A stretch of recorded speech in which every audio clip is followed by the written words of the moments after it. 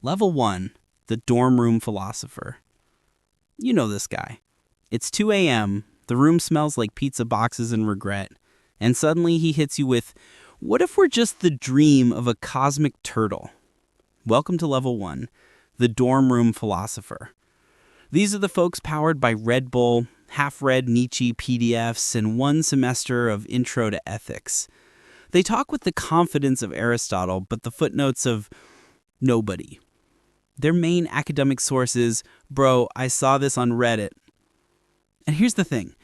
Dorm room philosophy isn't harmless rambling. It's an actual stage that hits almost everyone. Studies show nearly 60% of undergrads report late-night debates shaping their worldview more than any lecture. That's wild. These clumsy musings are where people first test drive big ideas. Free will, morality, existence, all with the intellectual depth of a half-charged iPhone. Historically, even the greats had this phase. Descartes once doubted everything, including his own existence, before building his whole system. Diogenes literally lived in a barrel to prove society wrong. Socrates annoyed Athens so much they executed him for corrupting the youth. Basically, every master started out sounding like a kid over-explaining a shower thought. Outcomes? Sometimes these 2 a.m. spirals lead nowhere. Sometimes they plant seeds that decades later change the world. Without level 1s, there are no level 7s. The memes, the rants, the what if time is fake, all of it is the messy first draft of real philosophy. So yeah, dorm room philosophers don't cite sources, they are the source. They're YouTube comment sections in human form. Annoying? Absolutely. Essential? More than you'd think. Level 2, the self-help sage. Level 2, the self-help sage. These are the philosophers who take life's infinite chaos and squeeze it into a checklist. 10 habits of successful people, 5 rules for happiness, 3 steps to inner peace. Basically philosophy with a Wi-Fi connection and Canva graphics. Their wisdom hits you everywhere. Bookstore end caps, Instagram reels, motivational podcasts at 1.25x speed. You'll see your feed flooded with stoic-like quotes like, don't be controlled by anger or traffic lights. And yes, it sounds good. It's not wrong. But let's be real. It's philosophy flattened into bite-sized slogans. Why does this work? Because our brains love shortcuts. Psychologists at Stanford found that people are 40% more likely to trust numbered lists than paragraphs. Rule books feel safer than ambiguity. This is why Marcus Aurelius' Meditations is the most highlighted nonfiction on Kindle. It reads like a 2,000-year-old self-help journal. History is full of sages like this. Seneca writing letters to calm anxious Romans, Lao Tzu condensing the Tao into simple aphorisms. Even Benjamin Franklin tried to codify virtue with his 13 rules for living. And today, we've got motivational gurus packaging ancient thought for commutes and gym sessions. The outcome? Self-help philosophy inspires genuine change, but also hides how messy philosophy really is. Real questions bleed. Self-help tweets polish them. Which is why these sages flourish in boardrooms and morning routines, but rarely in graduate seminars. So yes, level 2 sages are philosophy in PowerPoint form. Efficient, uplifting, digestible. You'll leave the talk ready to conquer your Monday, until Tuesday hits and you're back on YouTube searching for another quote to screenshot. Level 3, the Contrarian Provocateur. Here we go. Level 3, the Contrarian Provocateur. You know the type.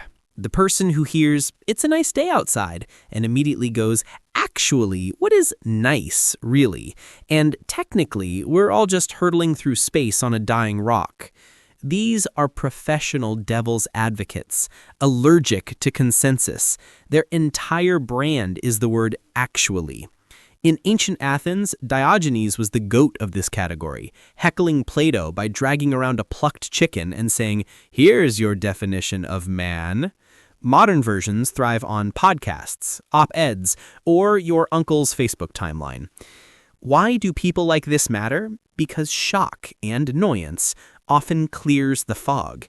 Studies show ideas framed in provocative disagreement are 22% more memorable than content framed neutrally. In other words, your brain remembers the guy who destroys your assumptions faster than the one just nodding along. And to be fair, the provocateurs play a critical role. They sharpen other thinkers. Socrates annoyed Athens so badly, they literally voted to execute him. Nietzsche dismissed herd morality to push individual courage. Even today's sharpest columnists or comedians claiming everyone's got it backwards are continuing that lineage, their clarity through irritation. The downside, everyone also wants them muted at Thanksgiving. Constant pushback can look like arrogance or nihilism, and sometimes it really is. The outcome is simple. They might make you re-examine society, but they'll also make you re-examine why you ever invited them over in the first place. So yeah, contrarian provocateurs are equal parts gift and curse. They question the unquestioned, but they test your patience along the way. Without them, philosophy stagnates. With too many of them, so does your family dinner. Level 4. The System Builders. Welcome to Level 4. The System Builders. These aren't the philosophers tossing out witty one-liners at 2 a.m. These are the people who look at the chaos of existence and say, no problem, I'll invent an entire framework to organize reality itself.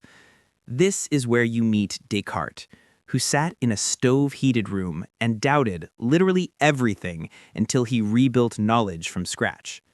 Kant, who decided human reason comes prepackaged with categories that filter all experience. And Marx, who looked at history and said, forget stories, it's material conditions all the way down. Their trait? Obsession with order. Their works aren't pamphlets or snackable quotes. They're 1,000-page masterpieces. Dense, intimidating, frustrating, but addictive once you crack the code. It's the ultimate intellectual IKEA project.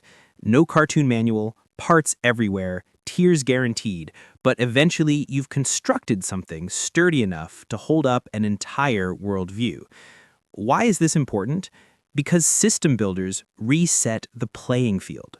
They don't just critique, they design blueprints.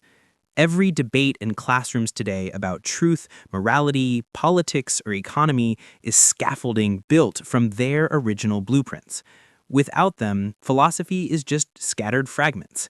With them, it's a machine, even if it occasionally breaks down. Long-term impact? Immense. Their frameworks inspire centuries of commentary, revolutions, counter-movements, and entire disciplines. Modern psychology, political science, cognitive science, even economics all trace DNA back to a Level 4 philosopher's obsession with first principles. So yes, you'll cry reading them. You'll slam the book shut at least once. But once you wrestle through their labyrinth, the world never looks the same again because you've stepped inside someone else's operating system for reality. Level 5, the Revolutionaries. Now we enter Level 5, the Revolutionaries. This is the point where philosophy stops living in libraries and starts marching in the streets. These are thinkers whose words are so sharp they don't stay abstract. Rousseau writes that man is born free but everywhere in chains, and within a few decades, heads are literally rolling in France. Mary Wollstonecraft says women deserve the same rights as men, and the fuse is lit on generations of feminist struggle. Frantz Fanon diagnoses the soul of colonialism, and suddenly nations across Africa and the Caribbean are demanding independence, not someday, but now. Traits? Simple. They look harmless until you realize they've just weaponized ideas. Pages become protests. Sentences become revolutions. Their books don't gather dust, they gather followers. And history shows how dangerous that is. The French Revolution executed its own philosophers. Fanon's words influenced armed uprisings, and Wollstonecraft's arguments still spark modern debates about gender and equality over 200 years later. Psychologists call this cognitive liberation, when oppressed people suddenly see injustice not as fate, but as changeable. And once you've seen that, you can't unsee it. A 2019 study found that exposure to social justice theory increased willingness to join protests by nearly 30%. Ancient or modern, philosophy at this level doesn't just describe the world, it reshapes it. Long-term outcome? Revolutions succeed, collapse, or mutate, but the ideas remain radioactive. They are pulled into constitutions, classrooms, and movements. They revive in every new generation that realizes thought isn't just thought, it's dynamite. So yes, level 5 philosophers don't just think, they blow up empires with paragraphs. These are ideas so sharp, they can get you fired or crowned, depending on who's listening. Level 6. The World Shapers. Welcome to Level 6, the World Shapers. These philosophers don't just challenge assumptions or inspire movements. They reset the operating system of human thought itself. After them, reality feels permanently reprogrammed. Take Aristotle. He wasn't just writing notes. He systematized logic, science, ethics, and politics into blueprints that still haunt curriculum today. Confucius didn't raise an army, but his ideas rewired East Asia's moral DNA, shaping everything from family structures to imperial bureaucracies for 2,000 years. And then there's David Hume, who cheerfully kneecapped certainty itself, reminding us we can't even prove the sun will rise tomorrow. Brave man, considering how much people like breakfast. Traits? Immovable influence. Even if you reject them, you live inside their architecture. Every major field, whether it's physics, law, politics, psychology, or education, was constructed on scaffolding they invented. If you think in categories of true versus false or moral versus corrupt, you're following pathways dug by level 6 philosophers centuries ago.